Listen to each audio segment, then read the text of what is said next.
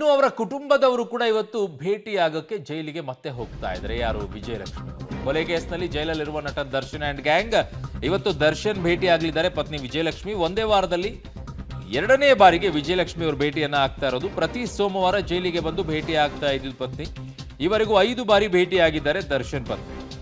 ಪತಿಯ ಜೊತೆಗೆ ಕಾನೂನು ಹೋರಾಟದ ಬಗ್ಗೆ ಪ್ರಸ್ತಾಪ ಸಾಧ್ಯತೆ ಇದೆ.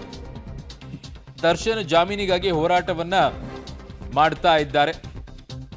ಕೊನೆಯ ಕ್ಷಣದವರೆಗೂ ಕೂಡ ಹೆಂಡತಿ ಜೊತೆಗಿರ್ತಾಳೆ ಅನ್ನೋದಕ್ಕೆ ಇದು ಮತ್ತೊಂದು ಮಗದೊಂದು ಸಾಕ್ಷಿ. ನೀವೇನೇ ಮಾಡಿದ್ರು ಕೂಡ, ಎಷ್ಟೇ ಇದ್ರೂ ಕೂಡ, ಕೆಲವರು ಹೋಗ್ಬೋದು ದೂರ, ಬಟ್ ನಿಜವಾಗಿಯೂ ಕೂಡ ನಿಮ್ಮನ್ನು ಇಷ್ಟಪಡುವಂಥವ್ರು, ನಿಜವಾಗಿಯೂ ಕೂಡ ನಿಮ್ಮನ್ನು ಪ್ರೀತಿಸುವಂಥವ್ರು ಇದ್ದರೆ ನಿಮ್ಮ ಜೊತೆಗೆ ಯಾವಾಗಿದ್ರೂ ಕೂಡ ಎಂತಹ ಕಷ್ಟದಲ್ಲಿ ಅವ್ರನ್ನ ಹೊಡೆದ್ರು, ಕೈ ಮುರಿದ್ರು, ಏನು ಮಾಡಿದರೂ ಕೂಡ ನಿಮ್ಮ ಜೊತೆಗೆ ಇರ್ತಾರೆ. ಅವ್ರನ್ನ ಬಿಟ್ಟು ಯಾವುದೋ ಜೊತೆಗೆ ಇದ್ದರೂ ಕೂಡ ಇರ್ತಾರೆ ಅನ್ನೋದಕ್ಕೆ ಇದೊಂದು ಬೆಸ್ಟ್ ಎಕ್ಸಾಂಪಲು.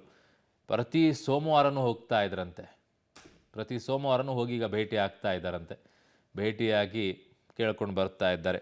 ಕಾನೂನು ಹೋರಾಟದ ಬಗ್ಗೆ ಪ್ರಸ್ತಾಪ ಏನಿಲ್ಲ, ಅದ್ರ ಪಾಡಿಗೆ ಅದು ನಡೀತಾ ಇರುತ್ತೆ. ಈಗ ಮುಂದೆ ಇರುವಂಥದ್ದು ಹೇಗಿದೆ ಅವರ ಆರೋಗ್ಯ ಏನು ಇವರೆಲ್ಲ ಕೇಳ್ಕೊಳ್ಳೋಕ್ಕೆ ಹೋಗ್ತಾರೆ, ವಿಸಿಟ್ ಕೊಟ್ಟು ಬರ್ತಾರೆ. ಇವತ್ತು ಕೂಡ ಭೇಟಿ ಆಗಲಿದ್ದಾರಂತೆ. ಒಂದು ಕಡೆಗೆ ಅವರದ್ದು ಕೋರ್ಟಲ್ಲಿ ಆ ವಿಚಾರಣೆ ಬರಬೇಕಾಗಿದೆ, ಇನ್ನೊಂದು ಕಡೆಗೆ ಅವ್ರನ್ನ ಭೇಟಿ ಆಗಕ್ಕೆ ಜೈಲಿಗೂ ಅವರ ಪತ್ನಿ ಹೋಗ್ತಾ ಇರೋದು.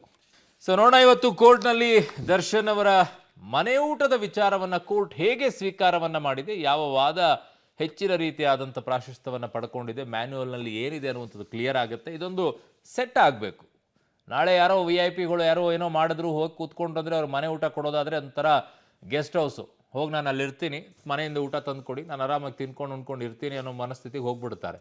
ಅದನ್ನು ಕೊಡ್ತಾರೋ ಅಥವಾ ಇಲ್ಲ, ನಿಮ್ಮ ಆರೋಗ್ಯ ಎಲ್ಲ ಸರಿಯಾಗಿದೆ, ಎಲ್ಲ ವಿಚಾರಣಾಧೀನ ಕೈದಿಗೆ ಹೇಗೆ ಊಟ ಕೊಡ್ತಾ ಇದ್ದಾರೆ ಅದನ್ನೇ ತಿಂದಿರಬೇಕು ಅನ್ನುವಂಥದ್ದು. ಅದು ಒಂದು ಪ್ರಮಾಣದಲ್ಲಿ ಶಿಕ್ಷೆ. ಯಾಕೆ ಹೇಳ್ತಾ ಇದ್ದೀನಿ ಅಂತಂದರೆ, ವಿಚಾರಣಾಧೀನ ಕೈದಿ ನೀವು ಎಷ್ಟು ದಿನ ಜೈಲಲ್ಲಿ ಇರ್ತೀರೋ ನಿಮಗೆ ಶಿಕ್ಷೆ ಪ್ರಕಟವಾದಾಗಲೂ ಕೂಡ ಅದನ್ನು ಕನ್ಸಿಡರ್ ಮಾಡ್ತಾರೆ. ಹೆಂಗಿದೆ ನೋಡ್ಕೊಳ್ಳಿ ಲೆಕ್ಕ. ನಿಮಗೆ 12 ತಿಂಗಳು ಜೈಲು ಶಿಕ್ಷೆ ಆದಾಗ 1 ತಿಂಗಳು ವಿಚಾರಣಾಧೀನ ಕೈದಿ ಇದ್ದರೆ 1 ತಿಂಗಳು ಮೈನಸ್ ಮಾಡ್ತಾರೆ. That is rules. ಅವಾಗ ನೀವು ಎಲ್ಲ ವ್ಯವಸ್ಥೆ ಮಾಡ್ಕೊಂಬಿಟ್ಟು ಆಮೇಲೆ ನಾನು ಶಿಕ್ಷೆ ತಗೊಳ್ತೀನಿ ಅಂದರೆ ಚೆನ್ನಾಗಿದೆ ಇದು ಲೆಕ್ಕ.